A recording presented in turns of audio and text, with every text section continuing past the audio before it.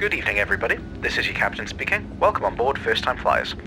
I'm your pilot Joe, and I'm here with my co-pilot Viv. Today we'll be departing for Sonic Underground. Fasten your seatbelts, secure your baggage, and prepare for takeoff. Sonic Underground. Sonic. I never noticed that until watching it recently, just how often they just go Sonic at the very beginning of the intro. We're going to try our hardest not to sing the... We'll save it for the end. No, we're not going to sing it. We're not going to sing it? No. Not the whole thing? I don't want to butcher it. I have too much respect for it. No, genuinely, it's a fucking great intro. It is. Like, it goes so hard. I did. I looked at a guitar. Did you? Well, I looked at the chords. I don't really memorize it. If you told me, like, here's a guitar right now, play it, I'd be like, oh, shit, man. Prove it.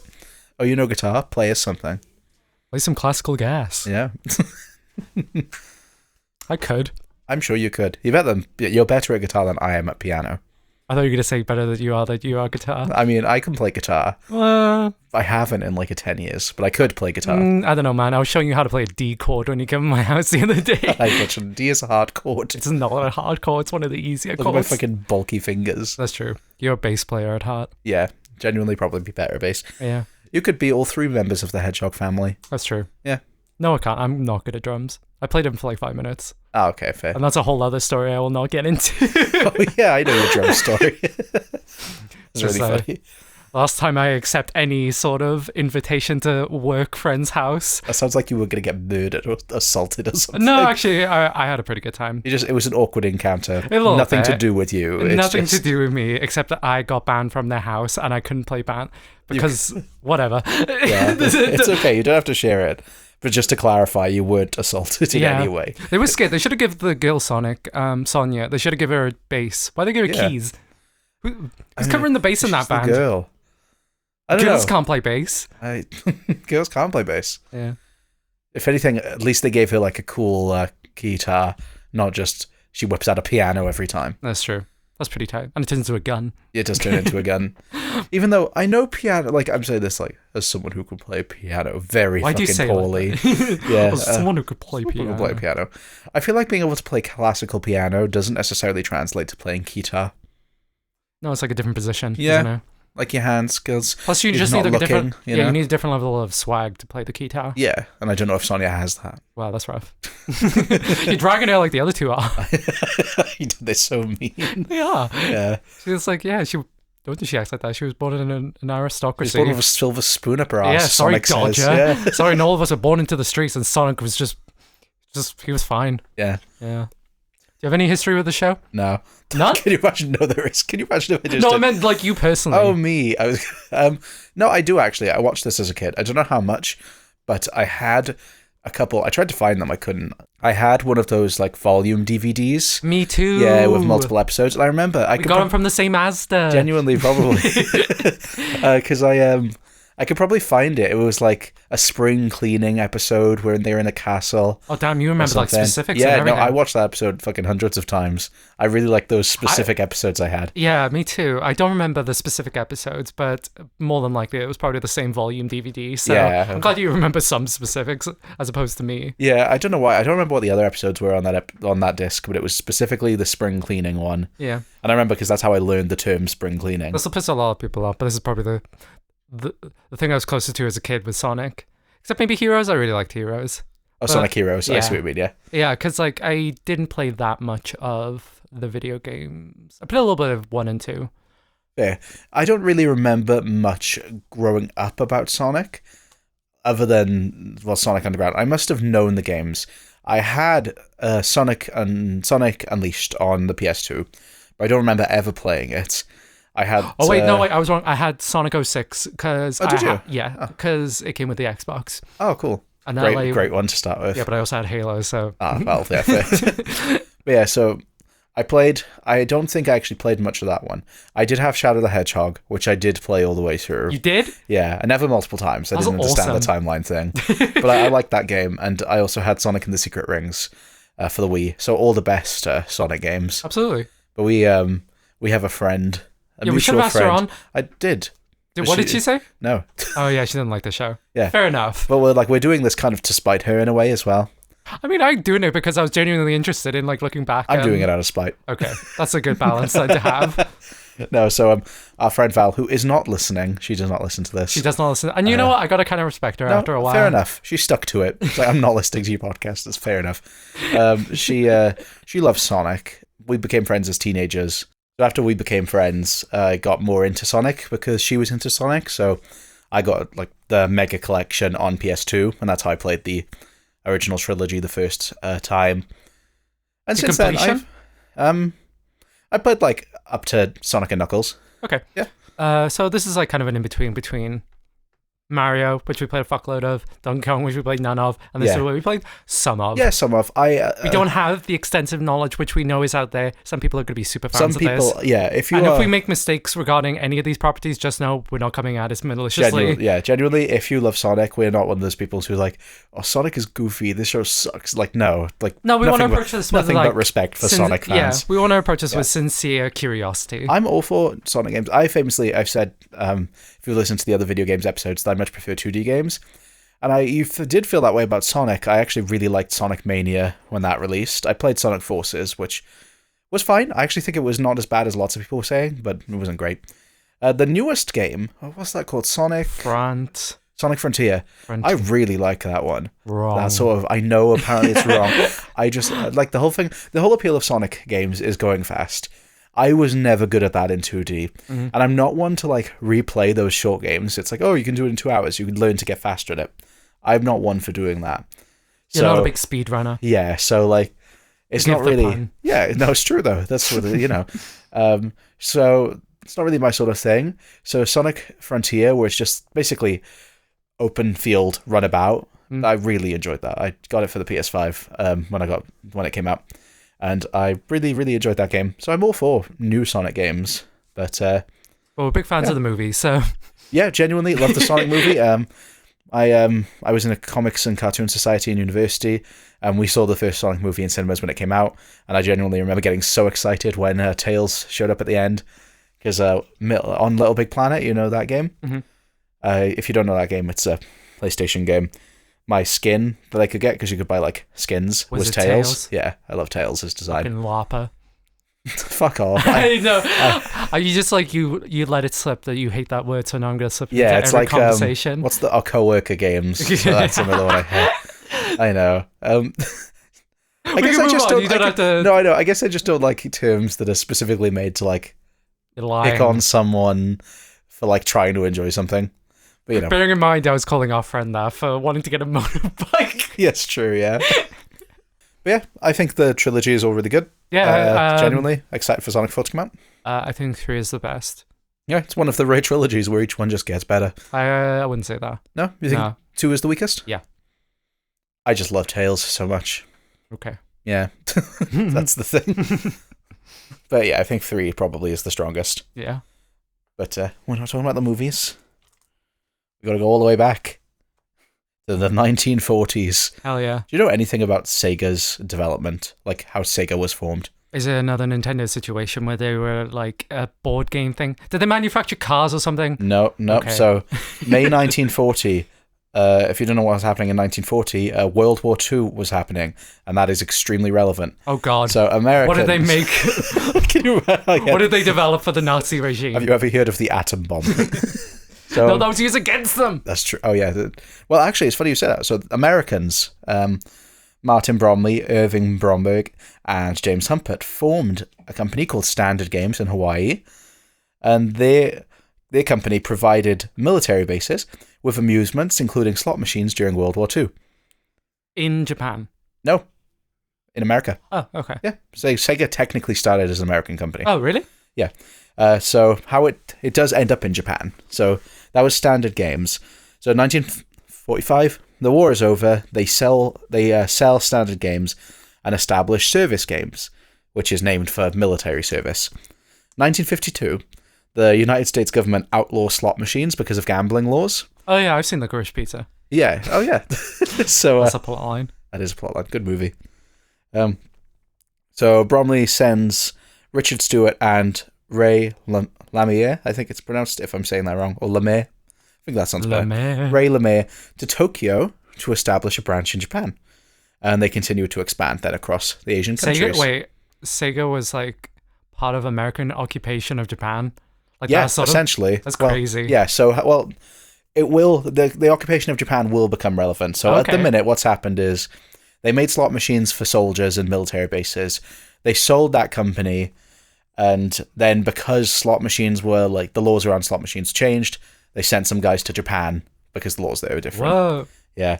So around the same time, just get my timeline up. Around the same time, United States Air Force officer David Rossum launched a photo booth business in Tokyo while he was in a military base there, called Rossum Enterprises, and that'll come back in a minute.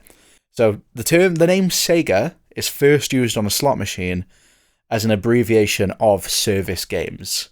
Okay. As the first two letters of each. So Sonic is part of the military. I knew it all the time. look at him, you know. Yeah. 1960, the United States government are looking into the criminal business practice of Sega. And I assume there wasn't much information about this. They were bootlegging. Yeah. They were developing methamphetamine in the Ahead of Japan. I assume this is because they essentially went to Japan Yeah, it was a bit shifty. to avoid Yeah. the regulations on gambling. There might be other reasons. I did try and find them, but there wasn't any definitive, like, this is the reason. So because of that, Bromley split service games of Japan into two companies. Nihon Goraku Busan, which would make slot machines under the name Sega, and Nihon Kikai Goraku, which was under the name Mutamatic, which produced coin machines like jukeboxes. So far, still no video games in sight. Like, video games don't come into a lot later for Sega. So, Well, this is nice to have some context, whereas Nintendo was just like, it was created in the 1880s. yeah, Then Donkey Kong came. pretty much. Yeah. So it's nice to have that gap in between filled. Yeah, so while Nintendo were just, like, making cards and building towards arcade machines, Sega were, like, helping the troops. Helping the troops. Yeah. I love imperialism, man. Helping the troops gamble. Yeah. Honestly, look, I'm not judging... No, I am judging the military, but not, like, during this case specifically. My thoughts is, if I was a soldier, a world war is happening. Yeah, I'd want entertainment. I don't know if slot machines would be my form of entertainment. This was the what was it? I mean, what else were they going to do? Yeah, what the fuck else are you going to do? Fuck each other? Yeah. And then write to their girlfriends about how much they miss them? Monday morning, fuck your BF. Yeah. Tuesday morning, write to your girlfriend. Not getting in the Wednesday military. morning, go play on Sega slot machines. Yeah. If only Sonic came about during the war. Yeah. If it came earlier. So, 1964, those two companies re-emerge under the Nihon Goraku Busan I guess name. they just gave up on... They're just like, yeah, this is good enough. Yeah, fine. they're just like, it's fine. And then, so remember I said the photo booth guy, Rossen is acquired by Nihon Goraku Busan, and they form Sega, with Rossen as the CEO, Richard Stewart as president, and Ray Lemire as planning director. So, after 20 years, we've got Sega. Hell yeah. Yeah. So Still no hedgehog. Far from the hedgehog, unfortunately. Not long after this, they stopped their military connection Well, they are. and changed from slot machines to amusements, including pinball and gun games. All of these were second-hand imports. From what I can tell, they didn't actually make them themselves. They bought They weren't other ones. So to quote the episode, they weren't just they weren't manufacturing; they were import-exporting. Yeah, pretty much. Actually, they were. Yeah, they were importing machines they had to repair and then reselling them. But this did lead to them slowly starting to learn about arcade games and developing their own interests and knowledge. And they did make an arcade game. That's fascinating. That's quite similar to the Donkey Kong one, where they had to literally disassemble. Like Yeah, genuinely. They had to. An NES, wasn't it? Yeah, well, no. So the NES one was. Oh yeah, the Donkey Kong. I thought you meant the Donkey Kong video, like the Donkey Kong arcade game. No, when the creators of Rare were reverse engineered a game. Yeah, pretty much the same. Yeah, but also in a similar way of how the Donkey Kong arcade game was made, where they took all these unused arcade machines and repurposed them. It's that similar sort of thing. So Sega's first game was Periscope, a submarine simulator, which was actually very successful. I think it's very cool. Still tied to the military roots. As As all video games are. The nuke simulator. We can't say that. Every time we go to the cinema, we're reminded of all the military sponsors. I thought you were going to say can't say that because every time we bring up Japan, like how every time we bring up New York, it's 9/11. Every time we bring up Japan, it's the atom bomb. That is bad of me. Yeah. But yeah, we are subject to a lot of military propaganda. Yeah. The ones we get now in our current cinema, I don't think are as bad as the ones we used to get in our past cinema. What was the last one? They were like, this is a robot soldier. And like technological advancements in the war. We used drones. Yeah. Like it was a bit too real. The current ones we see are just, look at these cool planes. And then you watch the movie with the military and you're just like, damn, that's awesome. Damn, this is awesome. I love Captain America 4. God damn. Fucking Tom Cruise is so cool in that jet. I want to join the military. Cool. Anyway, my grievances aside, carry on. Mr. President, this isn't you. You don't have to be Red Hulk. That was a fucking awful movie, but oh well. So, 1982. The arcade business is declining. No, I know. So sad. It's probably Reagan's fault. Even though this is Japan. Sega president. Wait, when is this? The 80s? The 80s. It was. You do not know how good the Japanese economy was in the 80s. Yeah. So it was almost a bubble. Well, it's funny you mentioned the Japanese economy. I've been researching our next episode. And I have learned a lot about the Japanese economy, which is actually around this time. No, it is fascinating. It's like incredibly tied to like a lot of anime productions. Yeah, they call it the Japanese economic miracle. Yeah. The term. Yeah, so the economy was booming, but the arcade business was declining. So Sega president Nakayama advocated for a switch to the home consumer market.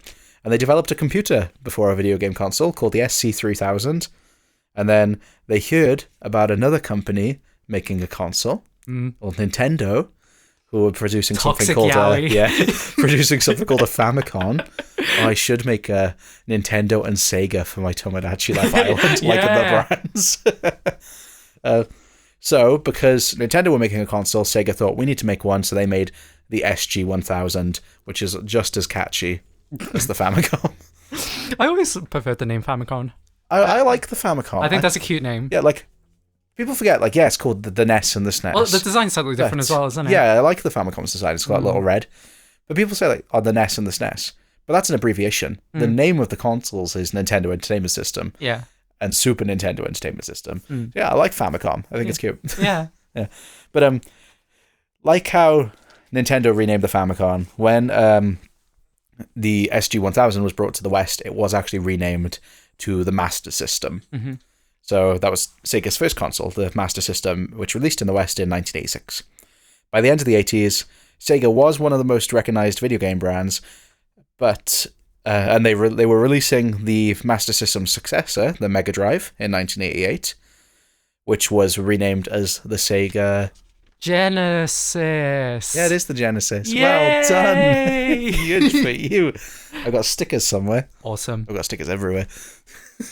I know video games. But despite this, they struggle to compete with both the Famicom and the Super Famicom. No. Yeah. So they teamed up with former Atari executive and new Sega of America president Michael Katz to develop a two-part plan to up their sales in North America.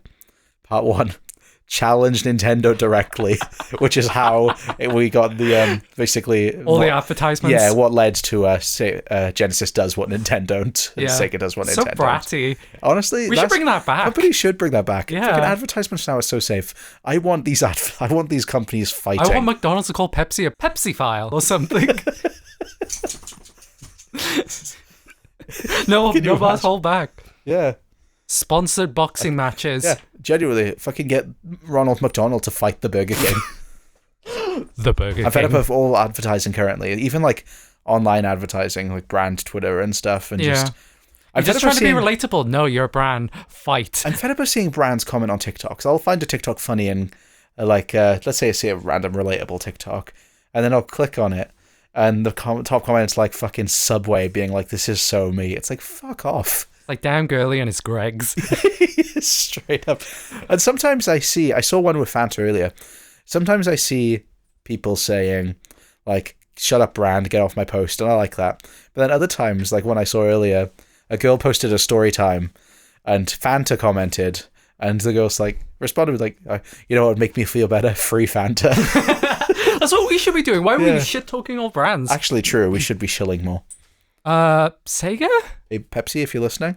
I literally have 2 cans. We would not Pepsi call you Pepsi file. Yeah, we wouldn't. We would never. Fuck, am I gonna have to censor that? Probably have to. Censor Otherwise, Pepsi file. Why? Otherwise, Pepsi won't sponsor us. Censor it with this. Pepsi file.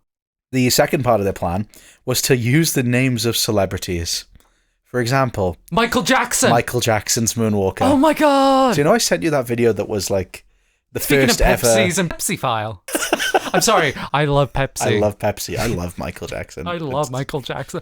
Go watch Michael in cinemas now. We saw it in IMAX. And forever. And it blasted us apart. It was genuinely one of the funniest movies I've ever seen. Yeah. Evil movie. Yeah, ontologically evil movie. Ow! Ooh. Ooh. That's what sucks about that movie, though. Yeah. It works. It's good propaganda.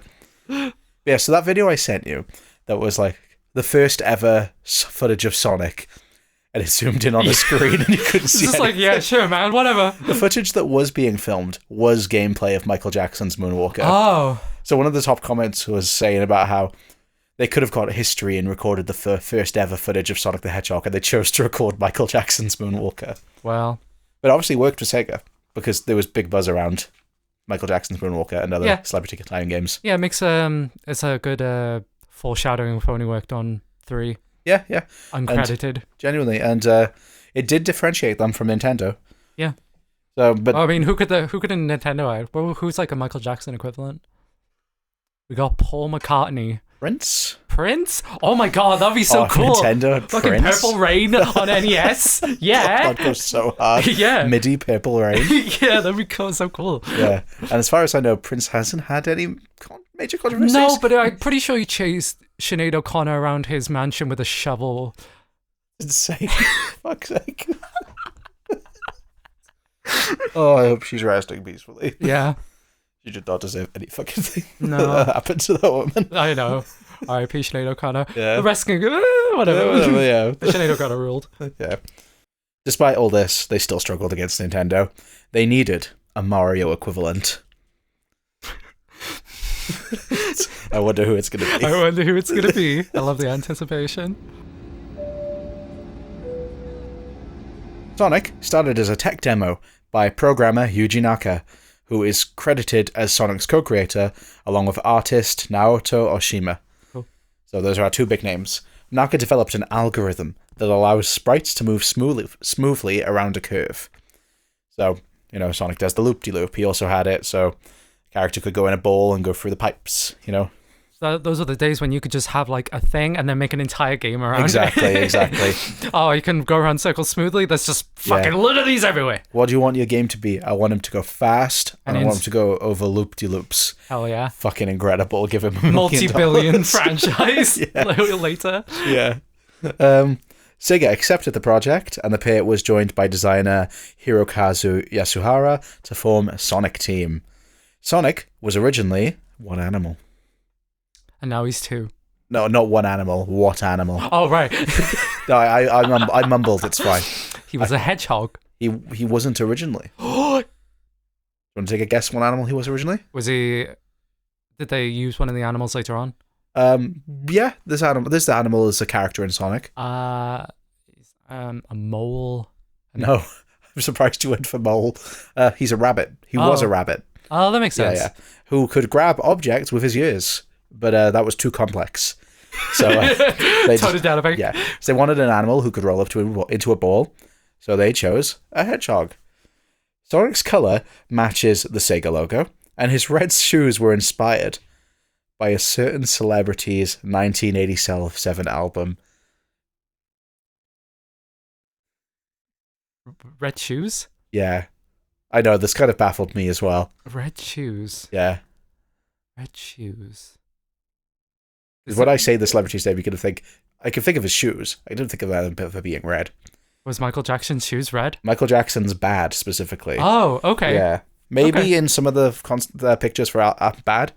Because in the album art, I'm pretty sure you don't see his shoes. No, you don't. It's all like... I thought, it's torso. It's a mid-shot. I thought it was. Maybe on the back or something, it's his shoes. But yeah, his shoes are decided. I thought you were going to be like Kate Bush. I was like, hell yeah. That'd be awesome. Can you imagine? Now it's Michael Jackson again. What's up with this relationship between this hedgehog and Michael Jackson? I love Sonic. No, it's Trump. I love Sonic. I love Sonic. Bubbles, do you want to play some Sonic? Fast.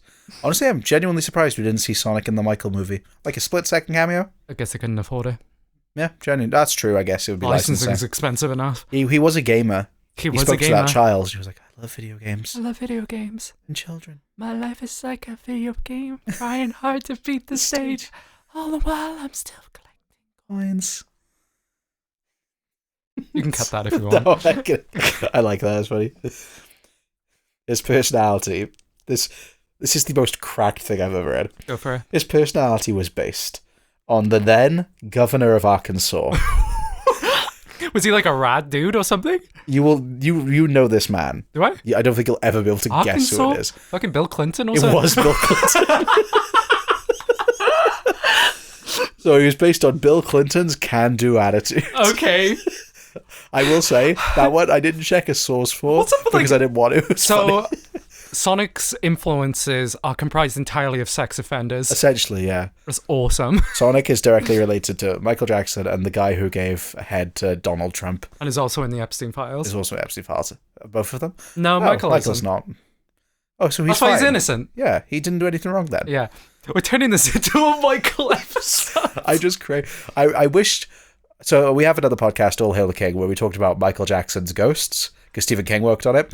I wish we didn't do that until after the Michael movie had come out. Yeah. Because I would have had so many fucking thoughts. Yeah, that would have gone on for like 2 hours. Yeah, but oh well. Anyway, we're pretty much done with the Michael connections, as far as I know. Unless, I don't know, maybe there's more. He actually produced all the music for Sonic Underground. Can you imagine? It's all New Jack Swing. That'd be cool.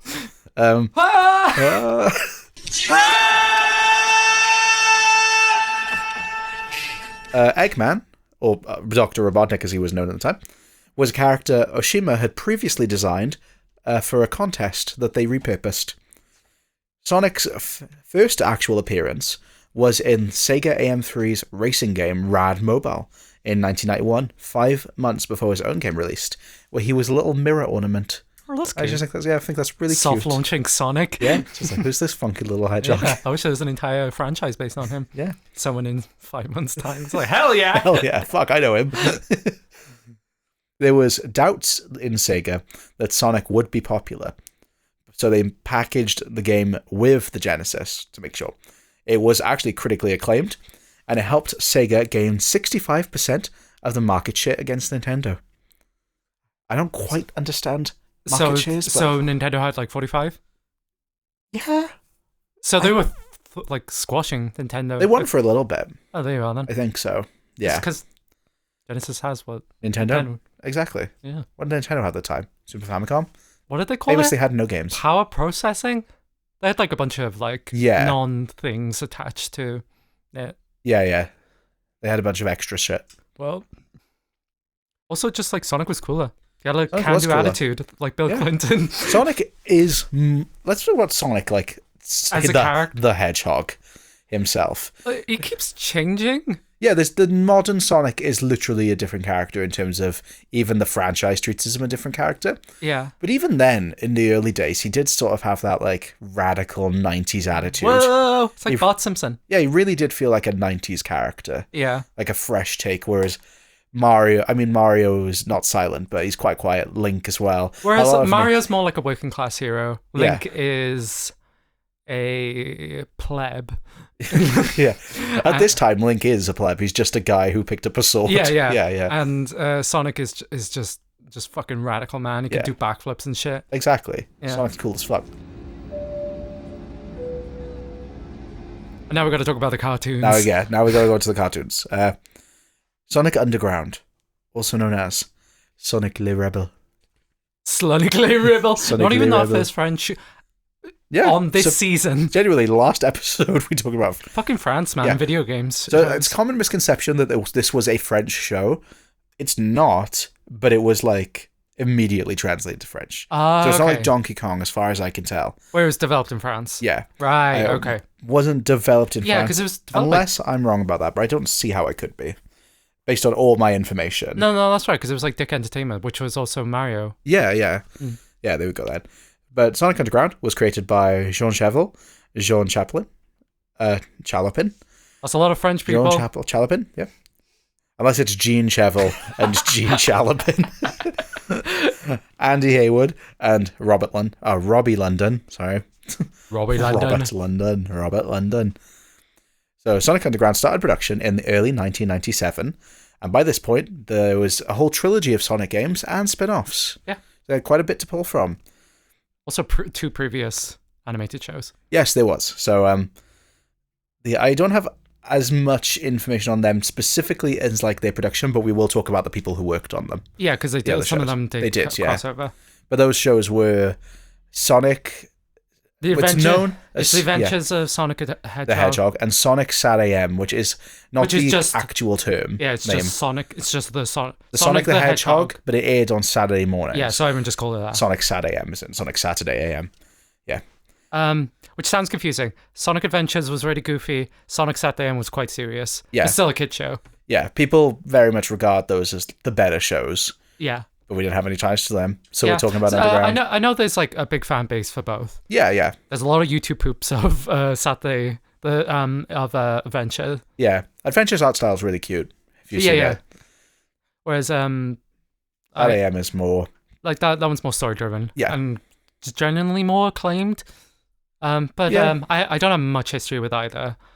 No, I don't. I don't think I've seen a single episode of either of them. I think I've seen a bit of Adventure. Yeah. But that's about it. Yeah, that's cool. But so Sega at the time was developing the Dreamcast, and the development of Sonic Adventure had started, so the first ever 3D Sonic game. The show Bible... They had a troubled history. Sonic struggled when he transitioned into 3D. That's for Val, who's never going to listen. Or any Sonic fans who are also annoyed by that overblown... Yeah, I mean, we're here. We're sticking up for you. Yeah, Sonic truly did get dragged through the fucking ringer in terms of like internet culture. It's because a lot of autistic people like it. Yeah. It's just that exactly, isn't it? You're not allowed to have interests. No. The show Bible was written around March 1997, and the show was publicly announced as early as December 1997. When the show was in development, 2 episodes a week were produced, making the writers feel incredibly rushed, and they did not feel like they could deliver a satisfying story. Yeah, that makes sense because it is surprisingly ambitious. It is, yeah, genuinely. So plots were chosen from cattle calls, so they would bring in about 20 like fledgling writers and just kind of brainstorm ideas and then pick out like 1 or 2 really good ones and then send those writers on their way and just take their send ideas. The rest to the fucking glue factory where they deserve to go. Exactly. Do you think you'd be able to work in that condition? No, because I'm pretty sure these people also didn't get any credit. So it depends if like how much were they even paid, if that. They get paid by the idea. Yeah. Rough. Can you imagine? Honestly, I wouldn't be that surprised.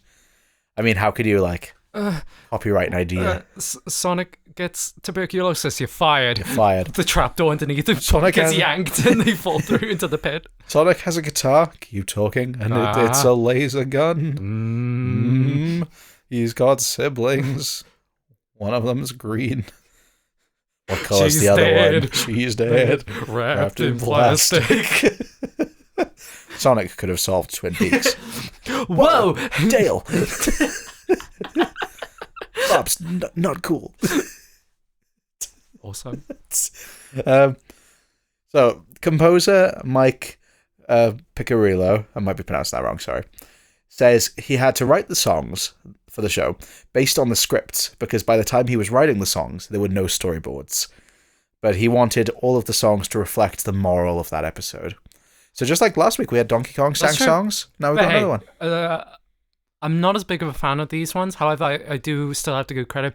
It is very hard to write a song for every episode. Yeah. That's why I'm giving more credit to Donkey Kong. He had to do 2. Yeah, exactly. Yeah, that's true. I mean, the song and the music-driven approach was kind of inspired by Alvin and the Chipmunks. Yeah, which also had a song per episode. Yeah. But the theme specifically, that was made by the creator? Yes, it was. Where's my notes from the theme? Yeah. The story behind the theme is really interesting. I can't see it on my notes specifically, but I do remember it. So Robbie London wrote That's the the one. theme. Yeah. And what happened was there was essentially a call for submit your themes. Lots of kids shows did this. That's why we get like alternate themes on YouTube for different kids shows. Oh, really? Where, yeah, so for example, random person Dan from Game Grumps did a theme for one of the Power Rangers shows. Wait, really? That wasn't used. Yeah, Operation Overdrive maybe? Really? Yeah, genuinely. I did not know that. Yeah, submitted a theme for Power Rangers, but it didn't get used, but it is available online. So, Robbie London submitted his song anonymously. He didn't want people to know it was his, and he removed himself from the group that chose the songs. Oh, okay. So, because he really wanted to make it fair, and his song was still chosen. And part of me thinks, did they know? But then part of me also thinks, yeah, but the song is like so fucking good. Yeah. Like, how could you not choose this? So I'm just wondering, did he sing on it as well, or was it literally just he sent like the like sheet music over? I imagine we both saw the same video and he didn't go into detail. No, so a part of it that was really cute though that I do want to bring up is the fact that he was very flattered that everyone pirated it on Napster. I think that's really nice. Yeah, he just seemed so happy that everyone really liked his I think you get that. Like, a lot of people talk about piracy and how it hurts artists, and I might talk about it a bit at the end of this episode randomly. But I've seen other like small music artists even now. I can't remember who it was, but I saw a screenshot of a band that kind of went viral because someone tweeted at them, this was like a decade ago, but someone tweeted at them, I can't find your album anywhere, and they just responded with pirate it. Yeah. It makes things accessible. And back in that day as well, like, there wasn't YouTube. They were like, where else are you going to fucking get the Sonic Underground theme song? Yeah. Like, I looked, it's not on Spotify, so earlier when I wanted to listen to it, I had to go on YouTube and listen to it. But if I could get it on Napster and put it on my iPod, I would. Well, I hope was it Robbie London? Robbie London. I hope he still knows how beloved it is. Yeah. Because at least we all sing it to each other all the time. Google who sings it, because I can't see it on my notes, and I want to shout them out as well, because his voice is incredible. Yeah. Like, the range he has. I really like... There's a key change in There's a key change. I fucking love the bit. I know you said we were not going to sing it because we won't do it justice. Yeah. But the bit where it's before the second chorus, because this seems so long. It's like, will the prophecy come true? Yeah. Like, that thing is so fucking hard. And also, like, even the mother has like a bridge. Yeah, she does. So according to Google AI, Michael Lanning. Okay, we'll take that. I mean, if it comes up on my notes. It was it was performed by Michael Lanning and written by and spoken by the voice actress. Written by Robbie London and Mike Piccirillo. Yeah, Mike Piccirillo. Yeah. Awesome. So yeah, shout out to them. Fucking banger song. Genuinely best part of this episode. Probably best part of the whole show. Yeah. Like we joked last week about the Donkey Kong songs were enjoyable. Being honest, gun to my head, I couldn't really sing them. This, I feel like anyone who watched the show as a kid, if we put a gun to like our friends' heads, why would you do that? They could see it. They'd sing this. You're gonna sing this. I will. It'd be great for the numbers on the socials. Just be able to sing the song. Yeah. The animation was outsourced to a Taiwanese studio, Hongying Animation. And this has got some famous animation for sure. It's got you've seen the stuff with the baby, right? Yeah. And the knuckles fall. Oh, I love the knuckles. I was trying to remember earlier. I was like, okay, I don't think Tails is in this. Is Knuckles? And I googled it. I was like, oh yeah, I've seen this before. With like this sort of animation, given the conditions they're under, it's a miracle anything is created. Exactly. Considering the writing staff were also crunched, I can't imagine what the animation staff were under it. It is quite funny though. Yeah, and storyboards and the title animation was done by Milimetros S.A. in Madrid. Very nice. Who worked on Sonic Sad AM and The Adventures of Sonic the Hedgehog as well. Robbie London says Sega of Japan was actively involved and even made them reanimate characters so that they had 5 fingers. Because 4 fingers is linked to the Yakuza. Oh yeah, this is like one of those things that always comes up, which is like, I'm sure it's like kind of true, but I feel as though it's being... Probably. It's like how nobody in Japan has tattoos either because of the Yakuza. I'm sure there's like some credibility behind it, but it feels like it's one of those facts that gets pushed. I imagine because like the tattoo thing, it's like, that was the original reason, but now it's just kind of culturally a thing. Yeah. You know what I mean? Yeah. But Yeah, because thinking about it, next week we're talking about Pokemon, and this won't come up, so I'll say it now. There are multiple Pokemon who, like, the number of children they have, the number of fingers they have vary from, like, their original designs, and so on. But I can't imagine. I don't know. Maybe it is, but I'm only, take everything with a grain of salt. The internet lies. Yeah. Wikipedia lies. I do check sources. That's good. But, even sources can tell exaggerations. Books can lie too. Yeah, everything lies. Trust nothing. That's especially great us. moral. Yeah. Yeah, take everything we say with a billion grains of salt. Just think everything we say is lies. Yeah.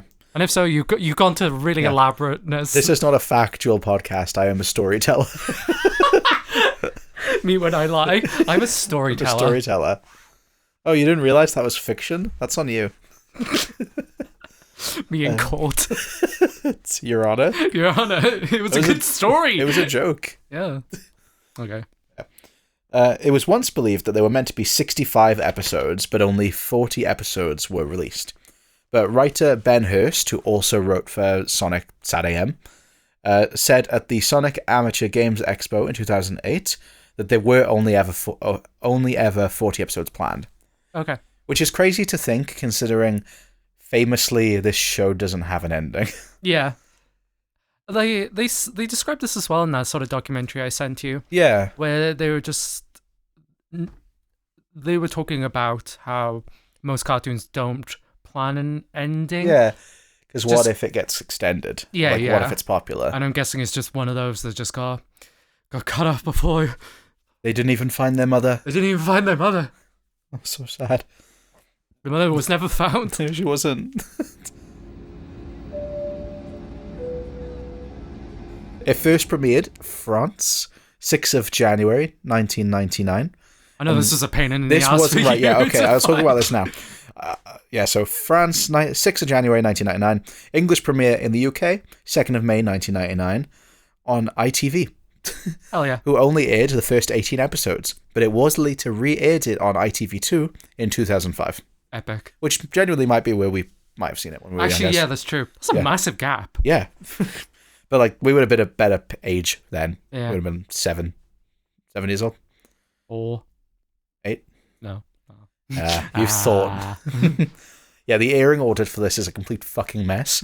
So we didn't even have to watch episodes 2 and 3. We only had to watch episode 1, really. No, we had to watch the whole origin story. Yeah, but the origin story is a fucking nightmare. So, Beginnings, part 1, there's three episodes we watched for this. Beginnings is episode 1, and that's definitely episode 1. Yeah. It was the first one released, it was the first one produced. It was a pilot that aired 5th of November 1998 as a pilot, and then aired again in the US 30th of August 1999. That's a definite. The other 2 episodes, from what I can tell, the episode order of the show was not the intended episode release schedule. Oh, okay. The production order was, which I know doesn't sound like it makes much sense, but that has to be true because this 3-parter is directly related. Oh, is it the each one. production? Yeah, the production. Oh, yeah. So these were clearly produced like one after the other. But despite that, part 2, Getting to Know You, aired 6th of October 1999, which was it was the 28th episode aired. What? Yeah. Yeah. Sorry for that delayed reaction. What? No, yeah. So, yeah, part 2 of this that directly follows on from part 1 and clearly has a related Imagine plot. Avatar was like this. I know. Just like Boy in the Iceberg, episode 2, just fucking sows its comments. Yeah. Yeah, because 28, that's near the ending of the show. Yeah. And then The Harmony or Something, which is part 3, aired 8th of October 1999 and was the 30th episode. So at least those 2 are a bit closer together. I guess.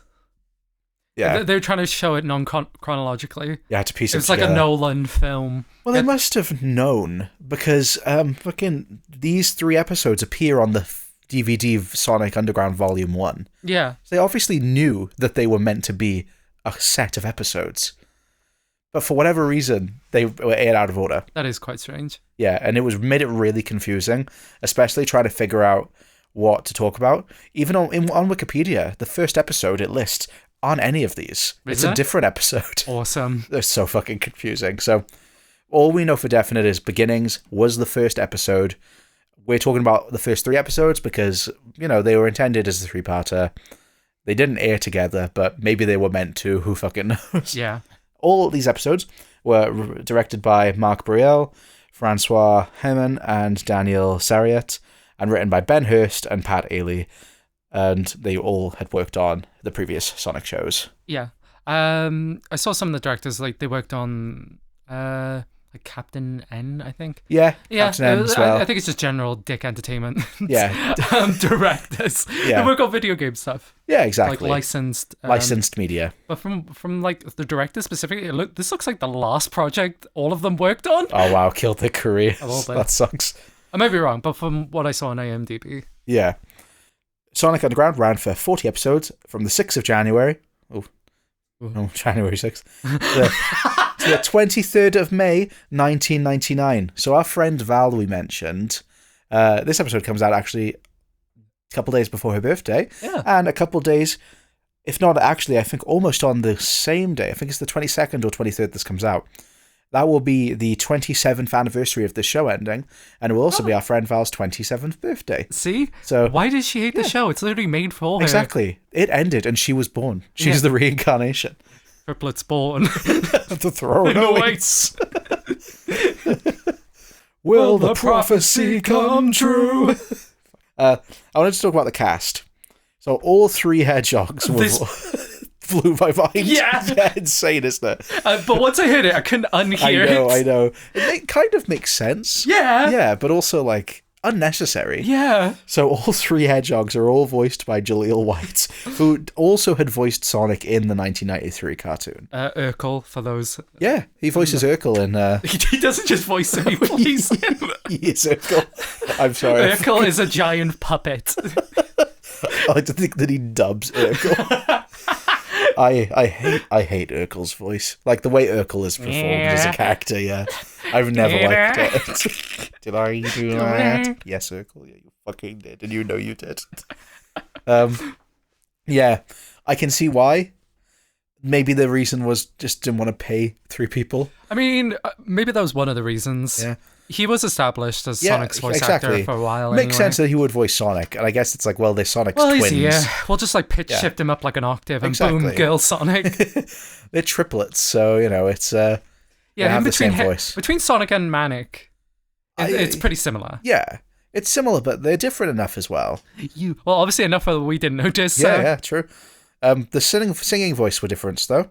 So Sonic's singing voice was Sam Vincent, who plays Double D in Ed, Edd and Eddy. Oh, really? The one with the black hat. Yeah. And I know who Double D is. Oh, you do? Yeah. I had to, when I read it, I was like, which one's that? The middle one. I know, I haven't seen Ed, Edd and Eddy in ages. I used to love Ed, Edd and Eddy. We'll talk about it.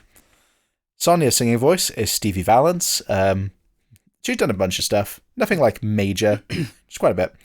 And Manic's singing voice is Tyler Ross, who has been in, this is one of 3 roles he has. Full stop. Just, yeah. Maybe he's done other things, but behind the voice actor, it was literally this and 3 other things. Oh, okay. Yeah. Eggman's voice is Gary Chalk, who in lots of different properties played Optimus Prime. Oh, no way. Yeah, and also Optimus Primal. Optimus Primal? The monkey? Gorilla. Yeah, the monkey. I've always liked that name. So. I know there's what... Are you done with voice? I'm done with mine. Okay, yeah, there is one more yeah. voice actor. Maurice LaMarche. Yeah. He's the voice actor of one of the bounty people. Yeah, he's in Futurama. He sounded really familiar. Yeah, he plays Kip. Okay, that's why. The little beta alien. Yeah, the gay little alien who gets pregnant with Amy's baby. Yeah. Yeah. That one. I thought his voice sounded really similar. Yeah. But I couldn't tell if it was just I've seen this before. Yeah. Yeah. I recognized him right away. Oh, I didn't know his name, but I did recognize that voice. Awesome. Yeah. I'm glad you searched that because I forgot to write that one down. Because I was going to check when I've recognized him. But that is all my production notes.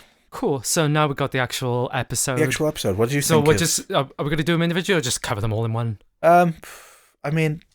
We could do them individually. They are separate episodes. But okay, so part 1 is... Beginnings. The origin. Origins of origins. You know the theme? It's that. It's the theme. Fucking slaps, yeah.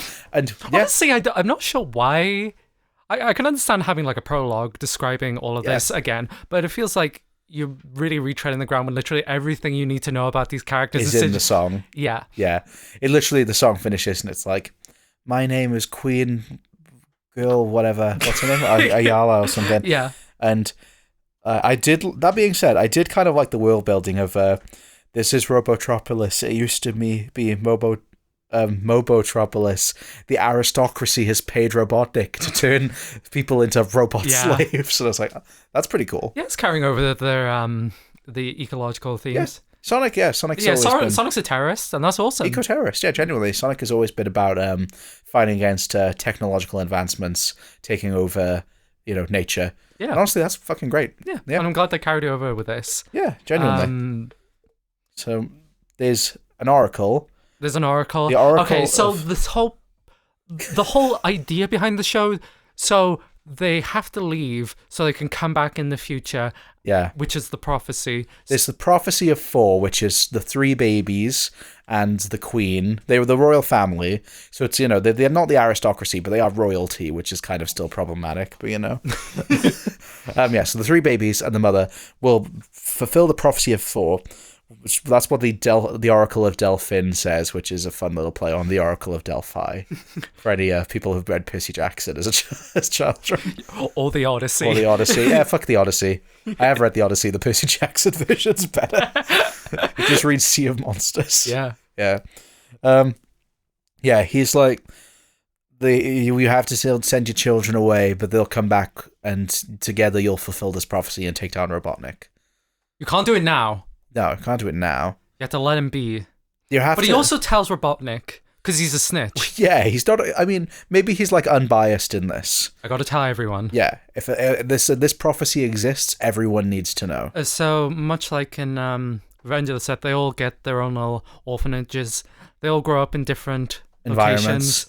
Sonya grows up in a well-to-do upper-class household. She learns piano. Yeah, but she still has that rebel side of her. She does. She jumps off a wall. She's not like other girls. Yeah, she plays piano very shortly. It's like, can I go play now? She's clearly like, she clearly longs for more. She's also engaged. She's engaged? Yeah. She's engaged to like that rat man. Like gay rat guy. No, she is. Which is crazy. I don't know how old they're meant to be. I don't know, it's kind of, everyone's heads are too big for their body, so it's kind of like it throws off everyone's ages. I assumed they were still children. Yeah. And they have to be the same age, because they're twins. They're triplets. Let's move on for the child bride thing. Okay, so Manic is like Dodger. Cool as fuck. Yeah, he's like Dodger from fucking... Oliver. Yeah. Little pickpocketer too. Little pocketer. Yeah. Which is rad. He also plays drums. Yeah, he plays drums. He's cool. He was raised on the streets. I hate his design. Do you? I think it's disgusting. I like Manic's design. You like Manic's design? I think the shade of green is kind of horrific. It's too much. I think they were just like, how do we do not Sonic? Yeah, they're all giving bootleg? Not bootleg. Well, yeah, kind of bootleg. What's it called when you make up your own character? Oh, OC. Yeah, they're kind of giving OC a bit, which is what I say to Farewell whenever she's just like, oh, Trunks is so cool. It's just like he's giving a bit OC. Bearing in mind, I love Trunks. Trunks is OC. I mean, Trunks is the most fanfic. I know he is. I know he always just comes to my head whenever I. Just like, oh, how do I make my own character? I'll give him a fucking sword and like a tiny denim jacket. We'll be very fucking quick with this, because even if we talk about Dragon Ball, there's no way we're going to ever talk about Trunks. I'm going to bring up Dragon Ball later as well. Okay. Fucking Trunks is literally like, oh, he's the child of Vegeta and Bulma, my 2 favorite characters. Also, he already knows how to go Super Saiyan, and Goku never actually killed Frieza. Trunks is the one who killed Frieza, and he did it super quick. And he has a sword, and a cool haircut. He's from the future. Denim jacket. Look, I think the Cell Saga is great. The Cell Saga. I love the Cell Saga. But like, it's crazy how people sort of say, oh, this bit of Dragon Ball went too far. This bit, like as if there's a shark to jump over. So it's like they're just like fucking time travel. Z jumped the shark when they revealed aliens. Honestly, yeah. Like, Goku, alien this whole time. Alien this whole time. Sonic's not an alien. He's Moses. I meant Goku. Sorry. No, sorry. Sonic's Christ. Sonic's Christ. Goku's Moses. Yeah. I wish I could do. Inshallah, brother. I was gonna say, Mashallah. I wish I could do Goku's voice. So I could just do that. Whoa, mashallah! Inshallah, they find their mother. What else? Oh, there's Sonic, who just kind of grows up around these people. Sonic is also, his uncle is just there. Yeah, I'd assume not biological, but also they look just like each other. It's literally Sonic with a mustache. Yeah, so Sonic is like very ADHD kid rushing about. Sonic's the only one with super speed? Yeah. Well, I mean, the others could like spin. They get powers, but Sonic's a speedster. Yeah. Like, he's like a rocket. No, like all these characters have... This is... Okay, I'm just going to throw it here. A big flaw I find with this is that they generally do set up like character flaws within these characters. Yeah. Like, for instance, Sonya, she could be like kind of stuck up because of her privileged upbringing. Yeah. And Sonic, Manic can be kind of dirty because he's like lived in the slums all his life. Sonic is quite ADHD. Yeah, he rushes into things because and they even they discuss this, but they never have that character conflict within each other. I felt they're always kind of just chummy. That's the thing though with Which feels ridiculous to demand from a kids show. We referenced, but also they set it up themselves. It feels like they just had this opportunity and they're not really like. That's what. Speaking of the trilogy as a whole, that's one thing that surprised me is how these episodes do focus on the individual characters and give them flaws. And sort of say, oh, just because they're siblings doesn't mean they immediately work together.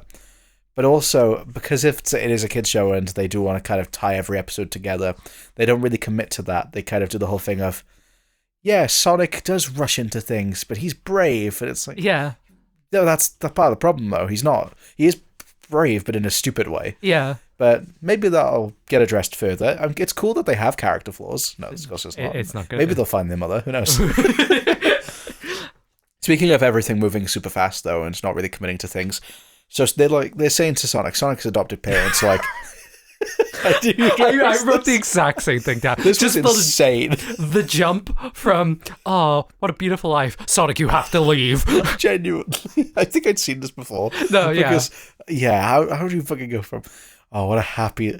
It's like, you don't even see an establishing shot of, say, something is coming. It's genuinely a hard switch of, Sonic, you need to run as fast as you can. What? Go! And then his house is burning down, and his adoptive parents get arrested. Yeah. So we get that like 3 times. Yeah. Essentially, it's just meeting the different characters, and then they all come together and they jam. Which is pretty cool. Whoa, Sonic says, way past cool, and he calls him Unk. Yeah, he does.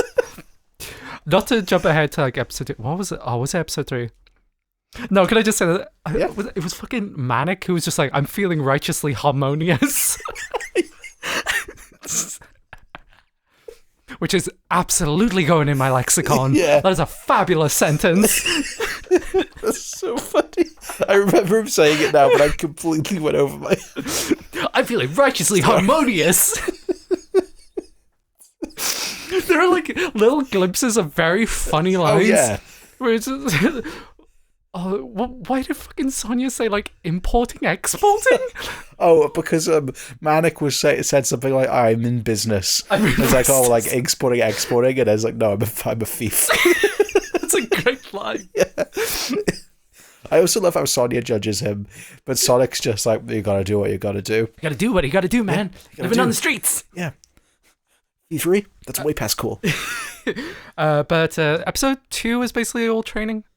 Yeah, there's like a bad guy who's like, oh, Sonya's hot. Again, how old are they? Yeah, the dingo. His name's Dingo. Dingo, who is Dingo? He ate my baby. Yeah, and he's just like, she's hot. Yeah, again, no, give me the yeah, like you can have villains, you don't have to make them perverts. Well, it's more just like you can, just like, maybe not for this. Maybe not a kids show. Also, we don't know how old they are, but I assume children. Let's just assume they're adults. It's just that's for the sake of mental health. Yeah. It's just because Sonya seems so much older than them, which granted girls do mature faster, but also they are triplets. Yeah. So, But we get a lot more of Sonya in this episode. She's spoiled. She's like, I don't have my bags with me. I don't have all my stuff. I don't have my stuff. It's a bit of a choice to make. Or the girl. The spoiled one. You were complaining either last episode or the Mario episode. It's just I hate when girls are girl bosses. Well, yeah, that's I hate them when they're girl bosses. Women can't do anything. Well, it's not that I hate them when they're girl bosses.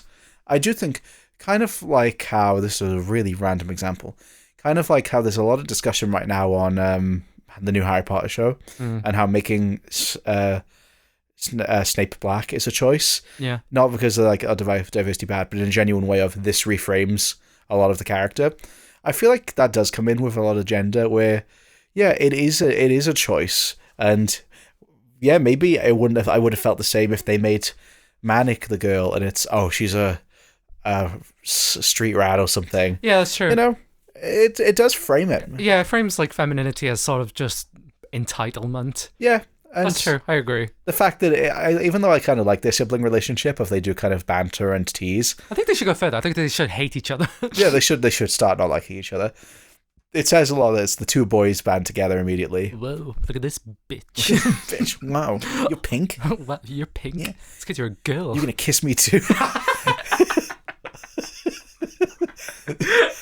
That'd be gay. That'd be gay. Come kiss me. Kiss the sister on the mouth. No, we haven't mentioned incest in so long. Yeah. And this is the episode that it comes up.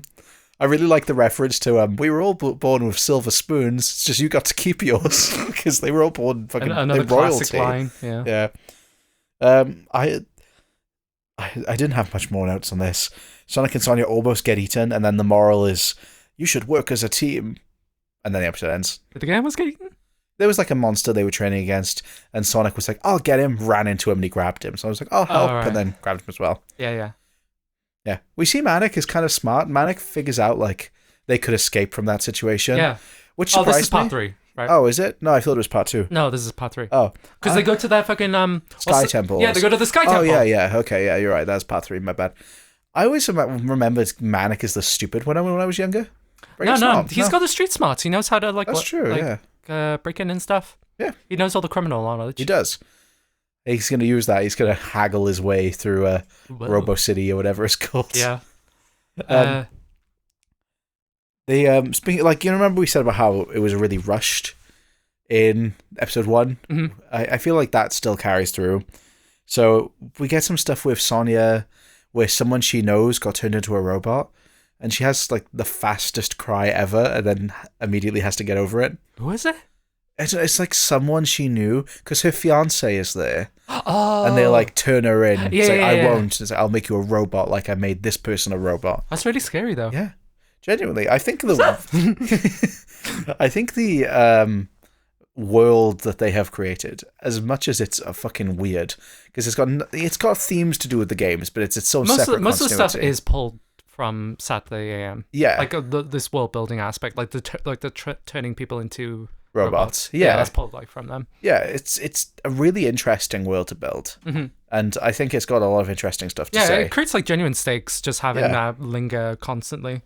Yeah, but this is just a furthering of the themes of these 3 episodes, which is basically just coming together as a team. Yeah, it's a very elongated story. Yeah. I'm glad we watched all 3 because they do feel connected. Yeah, they do, definitely. Yeah. By the end of this, it was just kind of just like, okay, the entire premise is just set explained. Up now. Yeah. Even the songs, like we said, they're fine. They serve their purpose. They're not really memorable. Yeah. But the songs are literally like...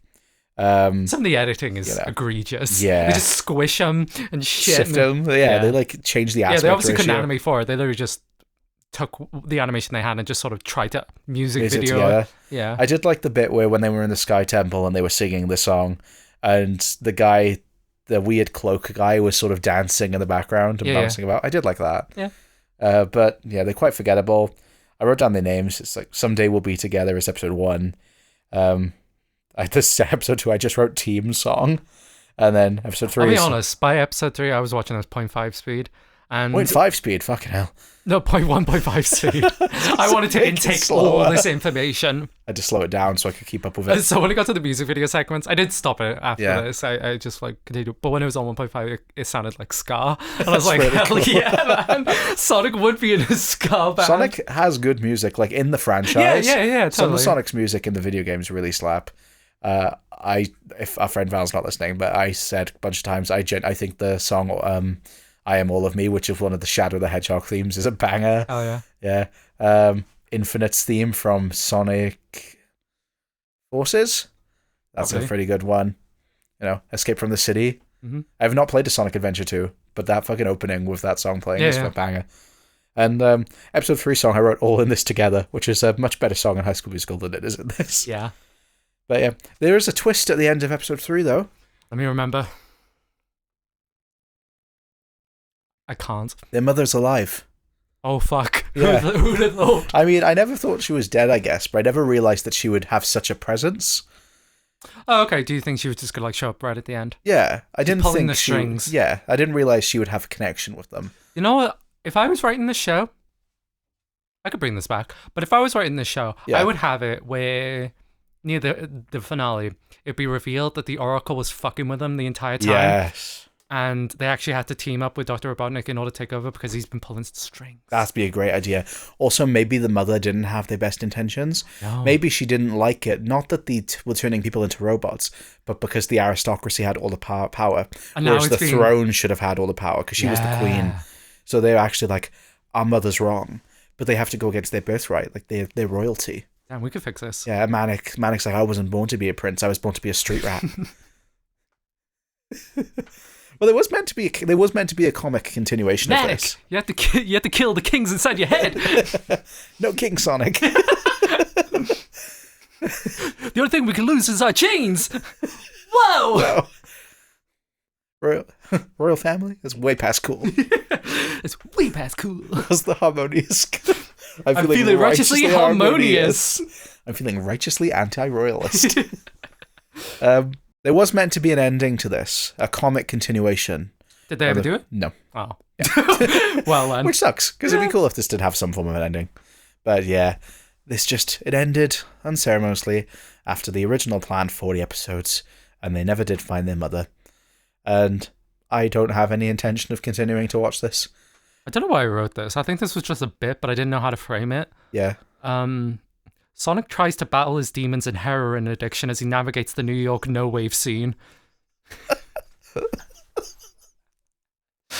That's so funny. No, what fucking context did you write that? What episode was that? I was thinking, like, oh, what if Sonic was in New York in the 80s? Like they focused really heavily on the band stuff. Yeah, like that. Like, I didn't know how to frame it, so... I really like that. Are they industry plants? Yeah, in a way. I mean, they're royalty. Yeah, they're royalty. God, if that ever came out, just an article just being like, is Sonic Underground a psyop? That's all I got. Yeah, that's fair. Except on the end of part 1, I said this is how the Beatles were formed. Can the Beatles' weapons turn into guns? Whenever they talk about the weapons. Yeah, that's how John died. No. Hey, Paul! Hey, Paul.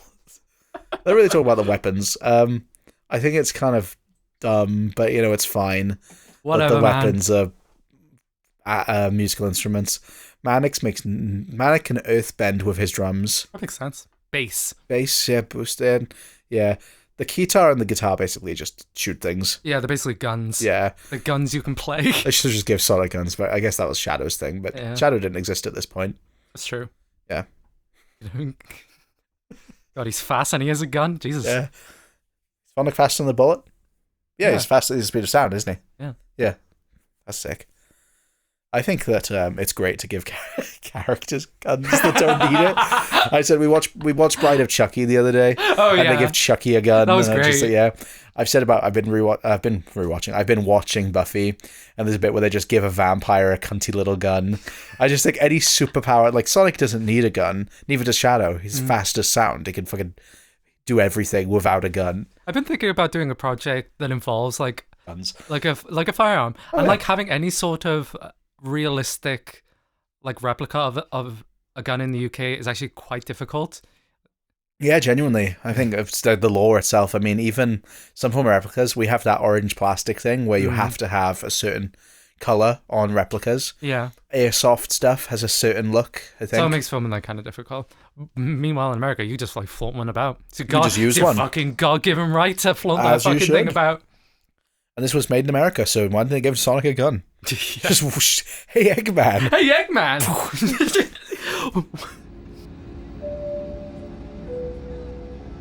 at IMDb, it was doing one of those, when you get a loudbox where it's like a bad movie, but people love it, so it's just like ones and tens. Oh yeah. So this was like kind of similar. It was more like hills and valleys, but the general consensus was like that people hated it, or they have like a lot of nostalgia for it. Let's have a look, actually. Not individual episodes, but like the overall show. Oh yeah, I know what you mean, because it's got a 7.2 overall, which is pretty good. Wait, 7.2 for the episode? Oh, for the show, the whole series. For the whole? No, it wasn't. It was like 6 point something. Oh, it is 6. What's that? That must be a different rating site. Overall, though, none of the episodes are trash. It's like 6s to 7s.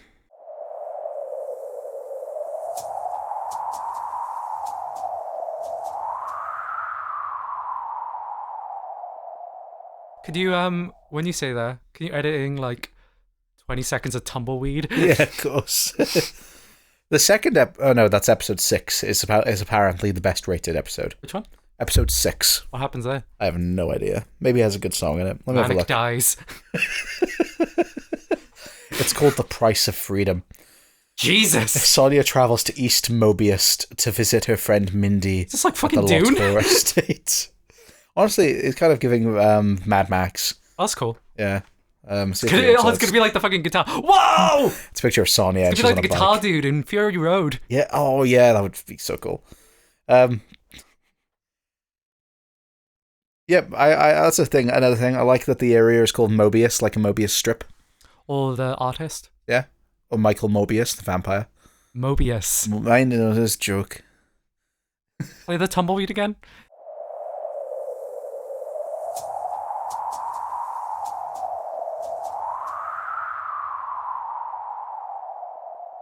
The tumbleweed, but it's Sonic's little, like, his, the sound his legs make. What sound does it make?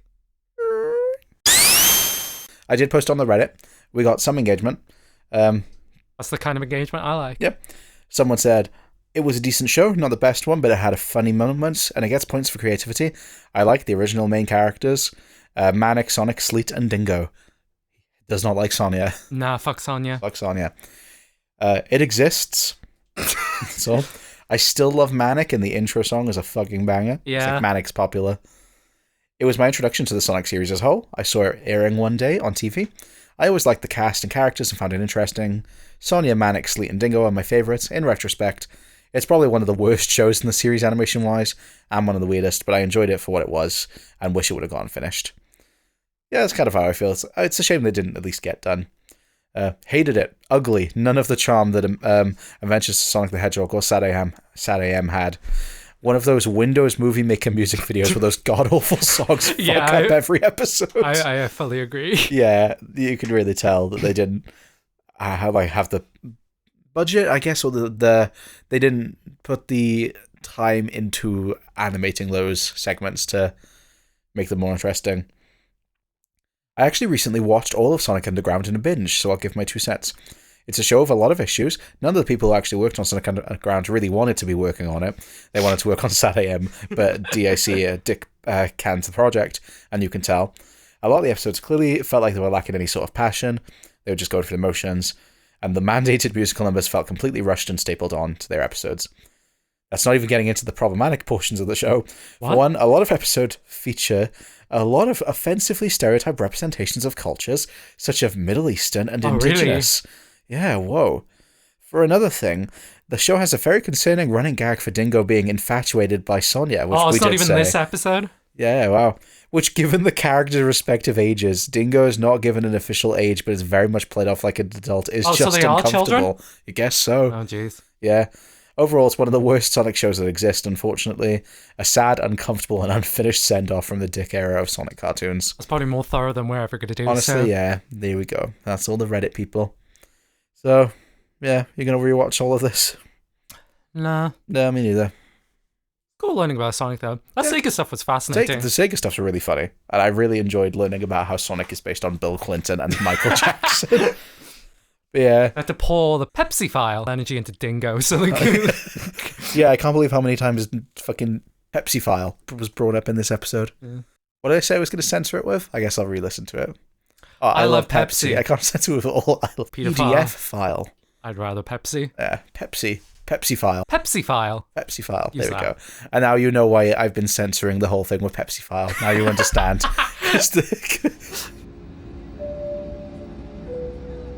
Do you want to shout out that one guy that emailed us? Yes, yeah, we got an email. I was so excited by this. I thought it was going to be another scam thing, but it wasn't. It's too detailed. Too detailed. He's too specific. He knows where we are. Unless the AIs are getting better, in which case, fair enough. Maybe. So, this is an email from, first of all, I mean, just getting an email from eroticsecretsofpompeii@gmail.com was incredible, even before understanding what that is. So, hi Joe and Viv. Greetings from Bristol. My name's Thomas. I'm a singer of the art rock band Erotic Secrets of Pompeii. I'm a big fan of the podcast.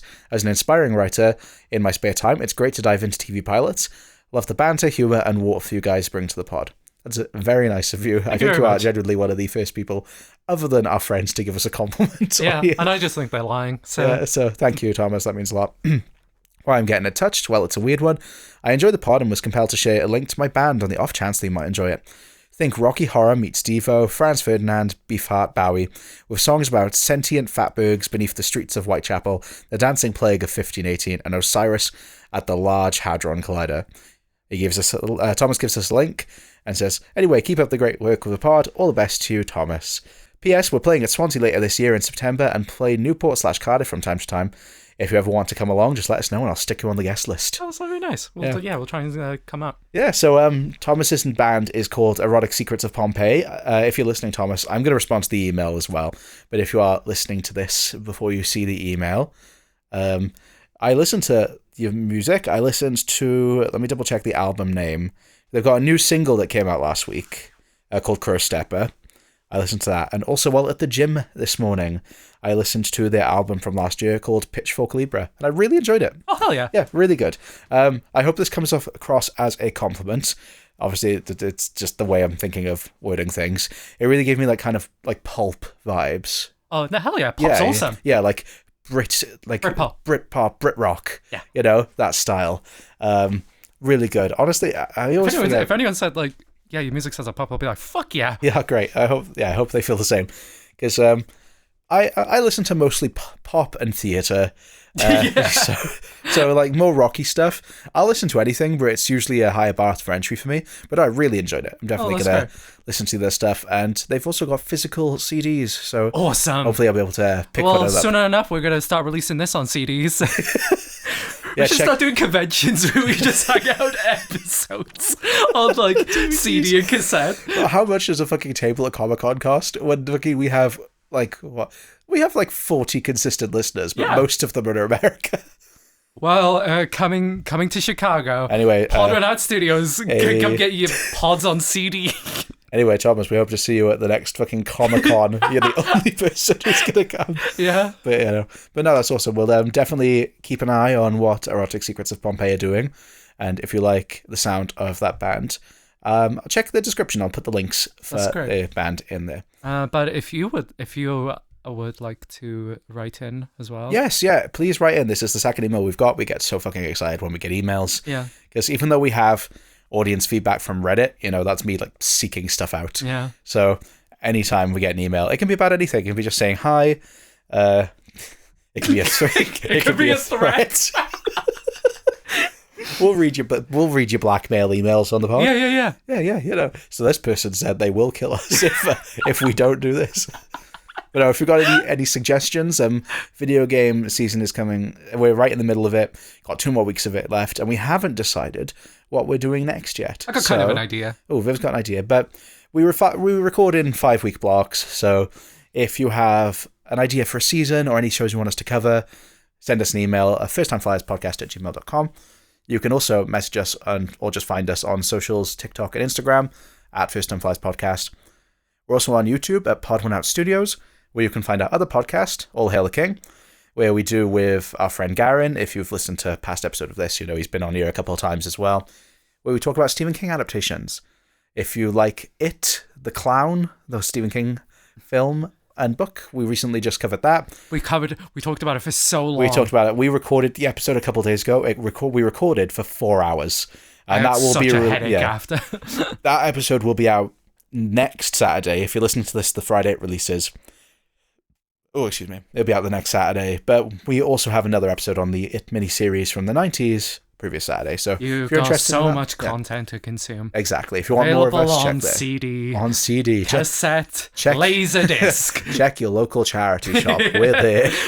we should just stop printing them and leave them behind. I've said if I self-publish books, I'm going to chuck a bunch in charity shops and also just do that. I think that's a fun way of discovering we'll things. start doing ARGs. Yes. I love ARGs.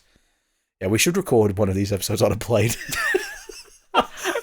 We could use the radio mics. So it's not could. I would not be giving a good performance, for lack of a better word. No, we'd be like quite self-conscious on there. Also, editing out it'd the be plane. Yeah, it'd be awful. What did you think of this, Alison? I must have mentioned on this podcast before that I'm afraid of flying. Yes. I must have. It must have come up at some point. So that'd be a great episode, because a habit I have when we're flying is if there's turbulence, I have to turn my electronics off. So the idea of recording and there being turbulence, I'm just we have to stop the pod. Keep recording. Yeah, maybe when we go on the plane next time, we'll take a funny video or something. Sure. Yeah. Sonic. Cabin crew, prepare for landing.